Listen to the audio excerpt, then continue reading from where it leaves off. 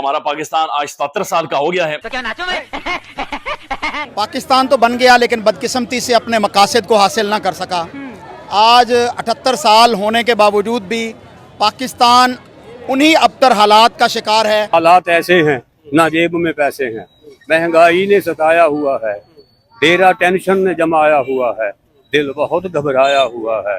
तुम ऐश करो, हम भूखे मरे, अब तुम ही बताओ हम क्या करें। इसकी एक ही वजह है और वो ये है कि आजादी से लेकर अब तक हुक्मरानों ने कभी भी मुल्क की मईशत को तरजीह दी ही नहीं। जो भी हुक्मरान आया उसने पिछले वाले को खराब मईशत का जिम्मेदार करार दिया। खुदा की कसम, जितना इन्हतात मैंने, जाहिर है हम खुद जाहिल हैं, बड़े बड़े जाहिल देखें, पूरी की पूरी नस्ल तुम्हारी किसी जोगी नहीं है। ये है जाहिल कौम, ये सोई रहती है, 13 अगस्त को ये जागती है, 14 अगस्त को इन्होंने बाजे बजाने हैं, 15 को इनका बाजा बजाना है।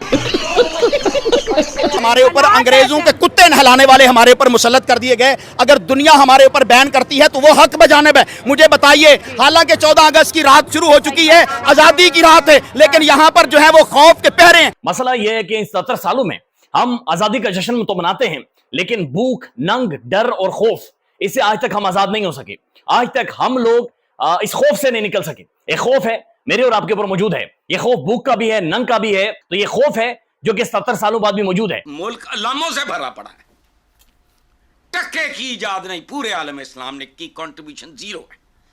वो पता नहीं किन किन जमानों के, और वो भी अरब्स या नॉन अरब्स, हिंदुस्तानी कोई नहीं। तो पाकिस्तान जिसके लिए बनाया गया था वो था ला इलाहा इल्लल्लाह मुहम्मद रसूलुल्लाह। अच्छा। आज हमने वो मकसद बिल्कुल अचीव नहीं किया और हमारे ऊपर ऐसे लोग हमारे ऊपर मुसल्लत कर दिए गए जिनको पाकिस्तानी कौम ना पसंद करती थी, ना उन्हें सेलेक्ट करती थी। नमस्कार, जय हिंद दोस्तों, जैसे कि आपने वीडियो क्लिप में देखा, 77 साल पहले कलमे के नाम पर बना मुल्क पाकिस्तान आज भी रोटी के लिए दर दर की भीख मांगता फिर रहा है। कंगाल पाकिस्तान के हालात बद से बदतर होते जा रहे हैं। पाकिस्तान में महंगाई पहले ही सातवें आसमान पर थी कि अब रोजमर्रा की चीजों के दाम बढ़ने से एक बार फिर महंगाई ने पाकिस्तानी अवाम की चीखें निकाल दी है। पाकिस्तान की इकोनॉमी चीन के कर्ज के तले दबती जा रही है। सरकार को IMF के सामने भीख मांगनी पड़ रही है। IMF की शर्तें इतनी कठिन है कि सरकार को उन्हें मानना बहुत मुश्किल लग रहा है। देश में आटा 800 पाकिस्तानी रुपए किलो और तेल 900 पाकिस्तानी रुपए प्रति लीटर हो चुका है। आलम यह है कि पाकिस्तान की जनता को एक रोटी के लिए 25 रुपए खर्च करने पड़ रहे हैं। ऐसे में पाकिस्तान के लोग आजादी का जश्न मनाने के बजाय आज कलमे के नाम पर मुल्क बनाने वाले जिन्ना को ही कोस रहे हैं और अपने हुक्मरानों पर जमकर बरस रहे हैं। तो आइए दोस्तों, इसी पर आगे पाकिस्तानी मीडिया का रिएक्शन देखते हैं। क्या फायदा, इस झंडे के नीचे तो हम लोग सब फंसे हुए हैं, तो क्या आजादी करें, क्या हम ये झंडा खरीदें? आजाद नहीं हुए हम। किस चीज से आजाद हैं हम? हमें ये नहीं समझ आ रही, मैं आजाद किस चीज से हैं? हम सिर्फ अपनी मर्जी से नमाज पढ़ सकते हैं यहाँ पे पाकिस्तान में, और अपनी मर्जी से ना खा पी सकते हैं, ना कोई चीज ले सकते हैं, कुछ भी नहीं है यहाँ पे। तो क्या है, कैसे अब आज भी उन्हीं मसाइल में झगड़े हुए हैं, महंगाई, बेरोजगारी। आप बता रहे आपका काम भी नहीं है, तो कोई इस तरह का लीडरशिप हमारी, कुछ हुक्मरान ऐसे नहीं आए कि जो मुल्क को सही मानों में तरक्की दिलवा सके। इसमें कसूर किसका मानते हैं? हमारा कसूर है? किसका कसूर है? ये पाकिस्तान बनाया क्यों गया था फिर, अगर यही मसाइल चलने थे? इससे तो बेहतर था अंग्रेज हम पर रहते, वो उस वक्त तो कम से कम ये वाले मसले तो नहीं थे। जब जिस मकसद के लिए पाकिस्तान बना था ना, जब वो लीडर थे ना हमारे कायद मोहम्मद अली जिन्ना, उन्होंने उनका मकसद बहुत अच्छा तो अगले साल ही मार दिया गया। वो वही तो, जहाँ पे जो भी आगे आता है इस पाकिस्तान के लिए कुछ करने आता है, उसको या खत्म कर देते हैं या उतार देते हैं। जैसे ही अब हमारे लीडर आए थे इमरान खान साहब, उनको अच्छा काम उन्होंने करने की कोशिश की है, तो उनको भी खत्म कर दिया उन्होंने। अब उसकी जगह जो आ गए हैं या कोई चीज आ गई है, सब कुछ ऐसे ही चलेगा जब तक यहाँ पे कोई बंदा ऐसा नहीं आएगा कि जो हम गरीबों का, ये यहाँ पे जो लोग हैं जो खाना नहीं मिलता यहाँ पे, उनका सोचेगा नहीं। नीचे से शुरू होंगे तो कुछ मिलेगा, अदरवाइज ये ऐसे ही चलेगा। बिजली के बिल अब देखे कितने आ गए हैं, लोग तो उससे इतने परेशान है कि वो बिजली का बिल नहीं दे पा रहे। खाना पीना तो एक साइड पे है, खाना पीना तो दूर की बात है। भाई जी, जो बिजली का बिल देगा वो भी आटा भी नहीं ले सकेगा, ठीक है ना? अगर आटा ले सकेगा, बिजली का बिल नहीं। गर्मी गुजार लो या खा लो, बस दो ही काम है यहाँ पे, और तीसरा काम ही कोई। दो मुल्क एक साथ, पाकिस्तान नया मुल्क बना, इंडिया आजाद हुआ एक ही दिन में। वो कहाँ पर पहुँच गए, हम कहाँ पर रह गए? इसकी क्या वजह? वो तरक्की कर गए, हम पीछे रह गए।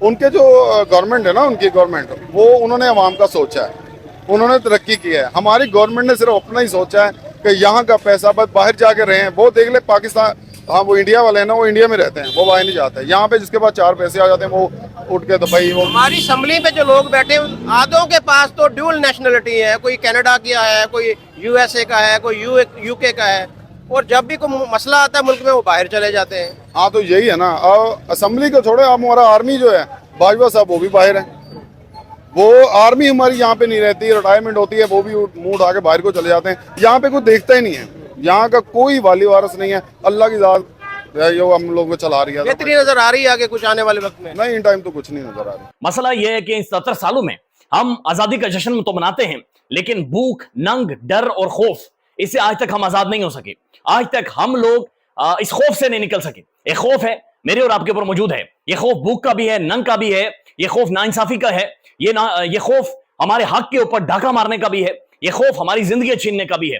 तो ये खौफ है जो कि 70 सालों बाद भी मौजूद है। लेकिन जब तक मैं और आप मौजूद हैं, हम इस खौफ का मुकाबला करेंगे और हमने ही इस मुल्क को ठीक करना है, इस मुल्क को आगे लेकर जाना है। ये मुल्क कयामत तक कायम रहने के लिए बना है। ये मुल्क एक फलाही रियासत के नजरिए के ऊपर बेस्ड है, ये फलाही रियासत के नजरिए के ऊपर बना हुआ है, जहां पर सब लोगों को ना सिर्फ इंसाफ मिलेगा बल्कि वो अपनी जिंदगी, अपनी सोच के मुताबिक एक डिग्निटी के साथ, एक फ्रीडम के साथ जी सकेंगे। पूरे मुल्क से जो विजुअल्स आ रहे हैं, ये विजुअल्स गैर मामूली हैं, ये गैर मामूली हैं। मैं चारों के साथ साथ आप विजुअल्स भी देखें। पहले तो ये विजुअल्स देखें। ये मुल्क भर में लोग निकले हैं, सड़कों पर निकले हैं और उन्होंने पाकिस्तान के झंडे उठाए हुए थे, साथ तहरीक इंसाफ का झंडा उठाया हुआ था, पाकिस्तान जिंदाबाद का नारा लग रहा था, साथ इमरान खान जिंदाबाद का नारा लग रहा था, और साथ साथ इमरान खान के रिहाई के हवाले से भी गुफ्तगू और बातचीत हो रही थी।